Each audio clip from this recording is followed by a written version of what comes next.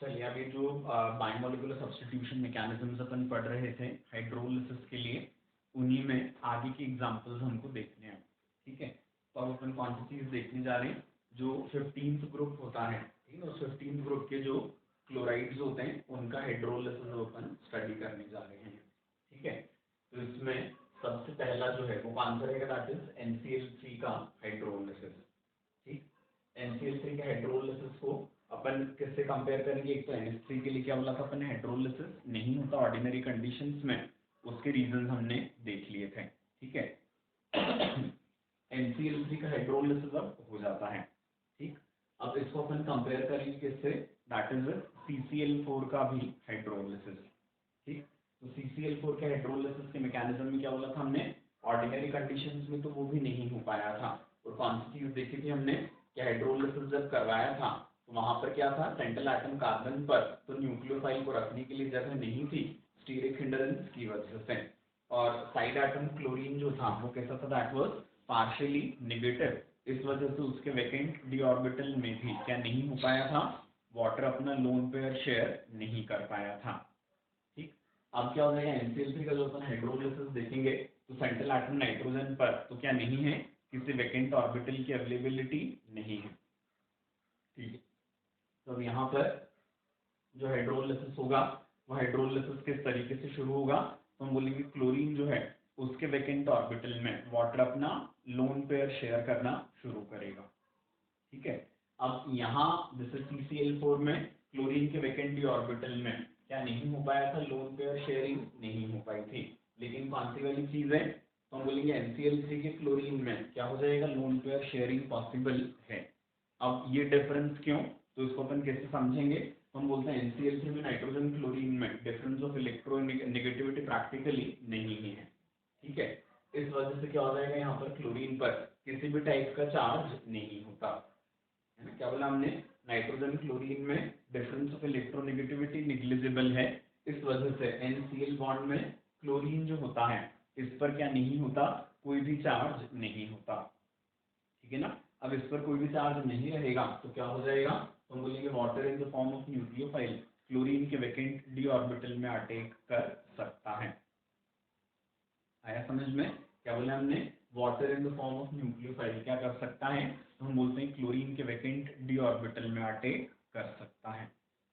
Clear है, तो यहाँ पे जो SN2 मैकेनिज्म जो कैसे आगे बढ़ते हैं, that is why transition state, उसकी ट्रांजिशन स्टेट में क्या होगा, तो हम बोलते हैं क्लोरीन और ऑक्सीजन इनके बीच में बॉन्ड बनेगा, इसकी वजह से क्या है, this bond is going to be a coordinate bond, chlorine neutral है ऑक्सीजन भी न्यूट्रल है, इसलिए इस बार क्या हो जाएगा, डोनर एटम पर पॉजिटिव और एक्सेप्टर पर नेगेटिव आएगा, और इस बार नेगेटिव चार्ज दिखेगा भी। क्लियर होगी बातें।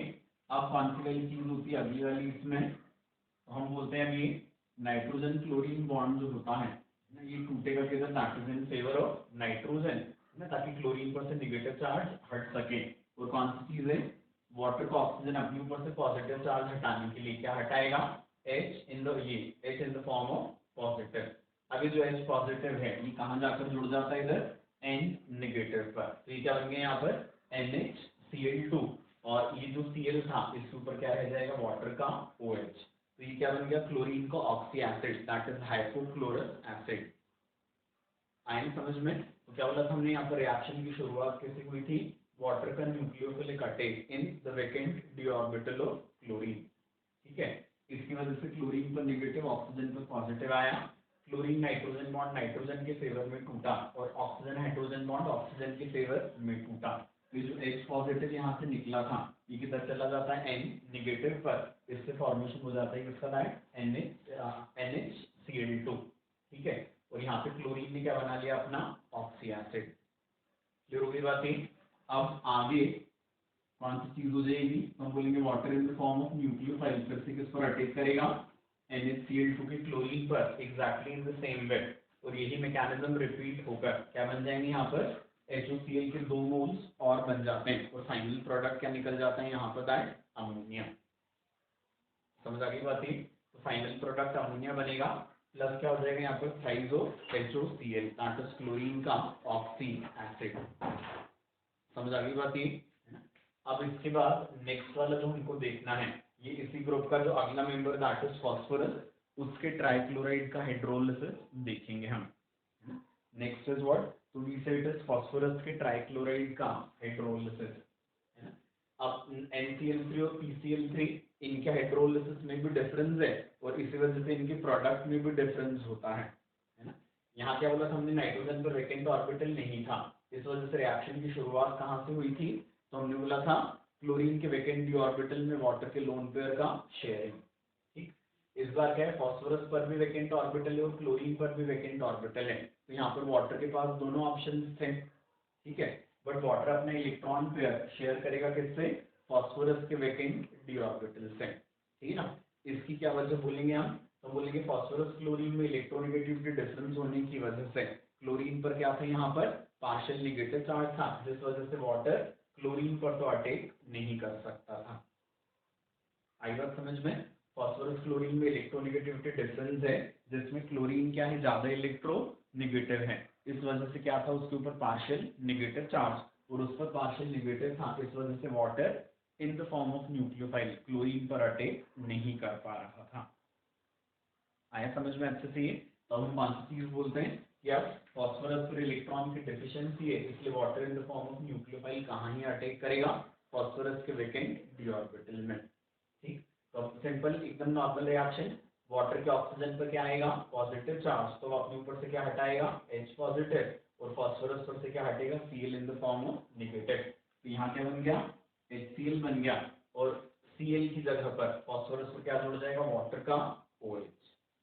आगे समझ में, यही रिएक्शन आगे दो बार एग्जैक्टली इसी तरीके से फिर से हो जाती है, जिसकी वजह से ये वाले जो दोनों क्लोरीन एटम्स होते हैं ये भी क्या हो जाएंगे, OH से रिप्लेस हो जाते हैं। ठीक है, यहाँ जो दो क्लोरीन एटम्स हैं ये भी OH से रिप्लेस हो जाएंगे, यहाँ फॉर्मेशन हो गया किसका, that is of H3PO3। Clear होगी बात ये, इधर फॉर्मेशन हो जाता है इसका H3PO3 का।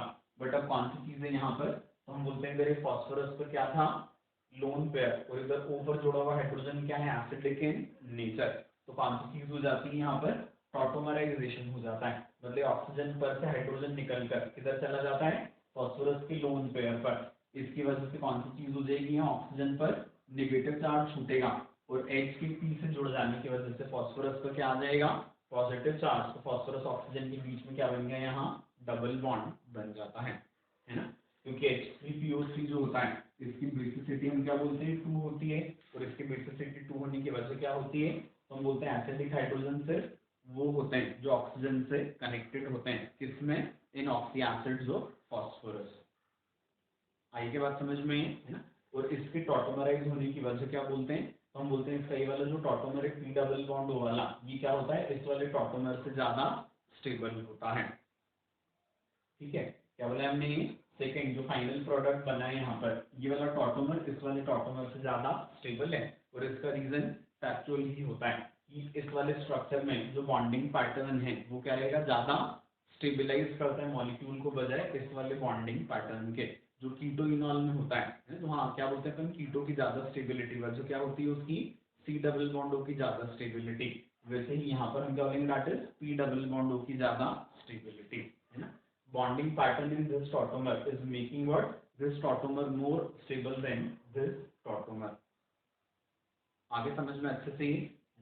अब इसके बाद हम क्या बोलते हैं, ये जो AsCl3 होता है, इस AsCl3 का हाइड्रोलिसिस जो होता है वो एग्जैक्टली PCl3 जैसा ही होता है। ठीक है, क्या बोला हमने यहाँ पर, AsCl3 का हाइड्रोलिसिस जो होता है इसका पैटर्न एग्जैक्टली PCl3 के जैसा ही होता है। ठीक है ना, यहाँ पे जो डिफरेंस आएगा बस वो कौन सा, यहाँ पे जो प्रोडक्ट बनता है वो टॉटोमराइज नहीं होता, क्योंकि वहां पर AS डबल बॉन्ड O बनाने के लिए क्या हो जाएगा, आर्सेनिक का 4d ऑर्बिटल आएगा, जबकि यहाँ पे फास्फोरस का क्या था, दैट वाज 3d।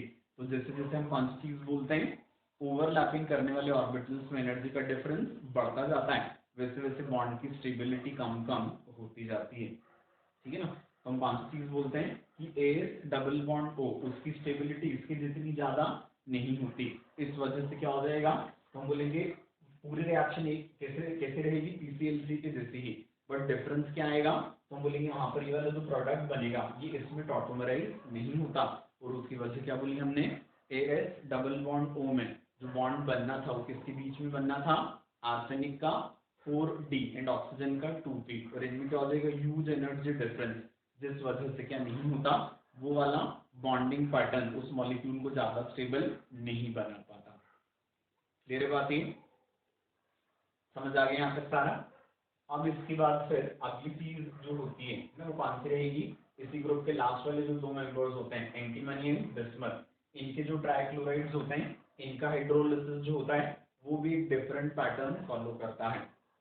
इसमें क्या हो जाएगा, रिएक्शन तो ऐसे ही 2 ही, मतलब क्या हो जाएगा, एंटीमनी या बिस्मथ इनके ऊपर वाटर का न्यूक्लियोफिलिक अटैक होकर क्या बनेगा, ट्रांजिशन स्टेट, यहाँ से क्या निकलेगा, Cl, एंटीमनी ऑक्सीजन के बीच में या बिस्मथ ऑक्सीजन के बीच में बॉन्ड बनता जाएगा, जिसकी वजह से इस ऊपर क्या आता जाएगा, पॉजिटिव चार्ज। इस ऊपर जो पॉजिटिव चार्ज आता है तो ये अपने ऊपर से क्या हटाएगा, H in the form of positive हटाता है।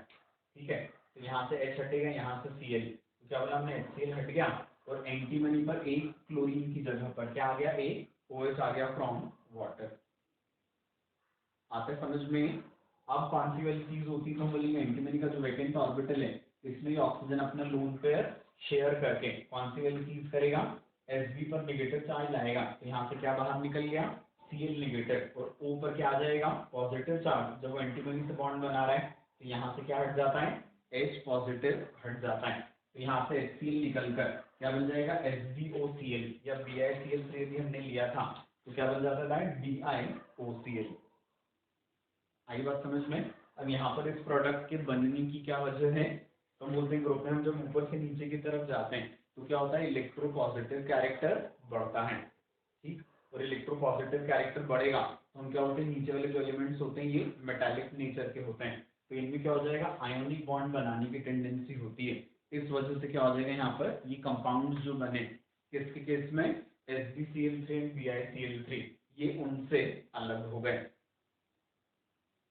आगे समझ में अच्छे से, क्या बोला अपन ने, SbCl3 या BiCl3 इनके हाइड्रोलिसिस का मैकेनिज्म भी शुरू तो वैसे ही हो रहा है, SN2 मतलब बायोमोलिकुलर सब्स्टिट्यूशन से, बट कौन सी चीज है यहाँ पर, हमने बोला जो प्रोडक्ट बना था एक Cl हटकर OH, इसमें क्या हो जाएगा, इंट्रामोलिकुलर रिएक्शन से ही HCl निकलकर फाइनली क्या बन गया यहाँ पर, SbOCl, या BiCl3 था तो क्या बन जाता है, BiOCl, जिसमें क्या रहेगा, SbO positive and Cl negative. तो क्या बोले अपन ने, एंटीमनी बिस्मथ में मेटालिक कैरेक्टर ज्यादा होने की वजह से क्या था, इनमें आयोनिक कंपाउंड बनाने की टेंडेंसी ज्यादा थी, इस वजह से यहाँ पर क्या बना, आयोनिक कंपाउंड बना। अभी तक बाकी सारे केसेस में जो कंपाउंड्स बने थे वो कैसे थे, देवर कोवेलेंट कंपाउंड्स। समझ आ गई बात अच्छे से। तो यहाँ पर क्या था, एक काफी ज्यादा वेराइटी हमको देखने को मिल रही थी हाइड्रोलिसिस के प्रोडक्ट्स में। क्लियर है ये। अब कौन सी चीज अपन बोलेंगे इसमें, लास्ट वाली, इंटर हैलोजन कंपाउंड्स का हाइड्रोलिसिस। ठीक है, आखिरी चीज जो अपन बोलेंगे किसमें, आखिरी एग्जांपल्स किसके, बायोमोलिकुलर सब्स्टिट्यूशन के ना, SN2 के, वो कौन से रहेंगे, तो हम बोलेंगे that is inter halogen compounds का हाइड्रोलिसिस। ठीक, इंटर हैलोजन कंपाउंड्स क्या होते हैं, पहले इनको हम डिफाइन कर लें। जैसे पता ही होगा ये कि हैलोजन और हैलोजन के आपस में बने हुए कंपाउंड्स ये क्या कहलाते हैं, इंटर हैलोजन कंपाउंड्स। ठीक है, दो डिफरेंट हैलोजन जब एक दूसरे के साथ कंबाइन करके क्या बनाते हैं, कंपाउंड बनाते हैं, तो ऐसे वाले जो कंपाउंड्स होते हैं ये क्या कहलाते हैं, they are called interhalogen compounds. Clear है बात ये, है ना। अब अगली चीज जो अपन बोलते हैं इसमें, ये कौन सी वाली रहेगी, तो हम बोलते हैं जो इंटर हैलोजन कंपाउंड्स होते हैं इनका जो जनरल रिप्रेजेंटेशन है, जनरल रिप्रेजेंटेशन क्या होता है, तो हम बोलते हैं इट इज AXN, और N जो होता है यहाँ पर ये ऑड होता है 1 3 5 या 7। क्या बोलेंगे अपन, AXN ये इंटर हैलोजन कंपाउंड्स का जनरल रिप्रेजेंटेशन है।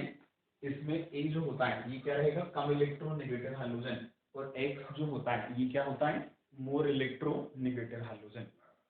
In AXN what we are saying, A is lesser electronegative while X is what, more electronegative halogen। ठीक है, N जो होता है इसकी वैल्यू क्या रहेगी, इट इज 1 3 5 और 7। क्लियर है ना। अब ऐसा क्यों होता है, तो दिस इज कॉमन सेंस। कौन सी चीज में बोलते हैं यहाँ पर,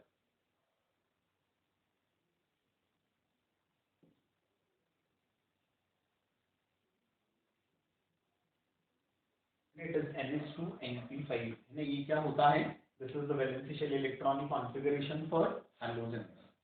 ठीक है, तो इसमें भी हमको क्या करना है, AX टाइप का इंटर हैलोजन बनाना है, तो उसके लिए एक अनपेयर्ड इलेक्ट्रॉन की जरूरत होती है। तो यहाँ पे P में क्या होता है, एक अनपेयर्ड इलेक्ट्रॉन होता है ना। क्या था यहाँ पे NH2, फिर PX2 PY2 और PZ के साथ दैट वाज 1। ठीक, तो कौन सी चीज अपन बोलते हैं, यहाँ पे जब क्या करना था हमको, AX टाइप का कंपाउंड बनाना था, तो उसके लिए जरूरत क्या थी, एक अनपेयर्ड इलेक्ट्रॉन की, जो ऑलरेडी यहाँ पर था ही। ठीक है, जब हमको क्या बनाना है, AX3 बनाना है, ठीक है ना। यहाँ बोलेंगे हमको अगला हायर ऑक्सीडेशन स्टेट वाला क्या बनाना है, इंटर हैलोजन कंपाउंड। तो हायर ऑक्सीडेशन स्टेट में जाने के लिए यहाँ पर क्या लगेगा, मोर ऑफ अनपेयर्ड इलेक्ट्रॉन्स। तो और अनपेयर्ड इलेक्ट्रॉन्स में क्या करना पड़ता है, तो हम बोलेंगे हम P में जो एक इलेक्ट्रॉन पेयर था उसको तोड़ते हैं, और क्या हो जाएगा, एक इलेक्ट्रॉन हम कहाँ ले आते हैं, that is in this d orbital. तो यहाँ पे क्या हो जाएगा, एक इलेक्ट्रॉन की पेयर तोड़ी हमने, तो कौन सी वाली चीज हो गई है यहाँ पर, हम बोलेंगे P में 2 और एक अनपेयर्ड इलेक्ट्रॉन कहाँ पर आगे, दैट इज इन D। तो हम क्या बोलते हैं, एक साथ 3 अनपेयर्ड इलेक्ट्रॉन्स रहते हैं, हमने पेयर एक तोड़ी थी, तो कौन सी चीज थी, एक अनपेयर्ड इलेक्ट्रॉन तो पहले था, और अब एक पेयर के टूटने से 2 अनपेयर्ड इलेक्ट्रॉन्स और हो गए, तो टोटल अनपेयर्ड इलेक्ट्रॉन्स कितने हो गए, 3। इसलिए अगला इंटर हैलोजन क्या ही बन पाता है, AX3। ठीक, फिर नेक्स्ट ऑक्सीडेशन स्टेट में और जाना है, तो क्या हो जाएगा, P से एक और इलेक्ट्रॉन को जंप यहाँ करवाया हमने, फिर से क्या हो जाएगा, एक और पेयर के टूटने से अनपेयर्ड इलेक्ट्रॉन अब हो गए कितने, दैट इज 5। और इसी टाइप से क्या हो जाएगा, जब अगला बनाना है तो ये ऐसे इलेक्ट्रॉन पेयर को भी अपन यहाँ जंप लगवा देते हैं, जिससे टोटल अनपेयर्ड इलेक्ट्रॉन्स कितने हो जाते हैं, दे बिकम 7। आया क्या समझ में। तो इस वजह से ये AXN टाइप के जो इंटर हैलोजन कंपाउंड्स हैं, इनमें N हमेशा क्या होता है, इट इज 1, 3, 5 और 7। आया समझ में अच्छे से, ये क्लियर हो गई बात ये। अब इसके बाद हम कौन सी चीज बोलते हैं, अब इनके हाइड्रोलिसिस का जो पैटर्न है दैट इज एक्सट्रीमली सिंपल। क्या हो जाएगा यहाँ पर, हमने क्या बोला है, ए जो था वो कम इलेक्ट्रोनेगेटिव हैलोजन था, तो उसके ऊपर क्या रहेगा, पॉजिटिव चार्ज, और एक्स पर क्या होता है, यहाँ नेगेटिव चार्ज होता है। ठीक है, तो कौन सी चीज होगी, तो हम बोलते हैं water in the form of nucleophile, common sense से कहा जाएगा ए के ऊपर। तो ए और वाटर के ओ में बॉन्ड बनता है, इसकी वजह से वाटर के ऊपर क्या आता है, पार्शियल पॉजिटिव चार्ज, तो यहाँ से एक्स कैसे हटेगा, in the form of negative. Clear है, क्या बोलेंगे अपन, ए और ओ इनके बीच में बॉन्ड बनने लगा, और ए पर से क्या हटने लगा, x in the form of negative हटने लगा। ठीक, ऊपर पॉजिटिव चार्ज आता है, तो ये अपने ऊपर से क्या हटाएगा, H पॉजिटिव, ये H पॉजिटिव किसके साथ चला गया, X निगेटिव के साथ, तो क्या बन गया HX। और यहाँ कौन सी चीज हो गई, तो यहाँ हमने बोला इसका, ये जो A था इसका क्या बन जाएगा, OH मतलब ऑक्सी एसिड। समझ आ गई बात ये, यहाँ पर क्या हो गया, तो हमने बोला A के ऊपर वाटर का OH छूट गया, तो ये क्या बन गया, A जो कम इलेक्ट्रोनेगेटिव हैलोजन था उसका ऑक्सी एसिड बन जाता है।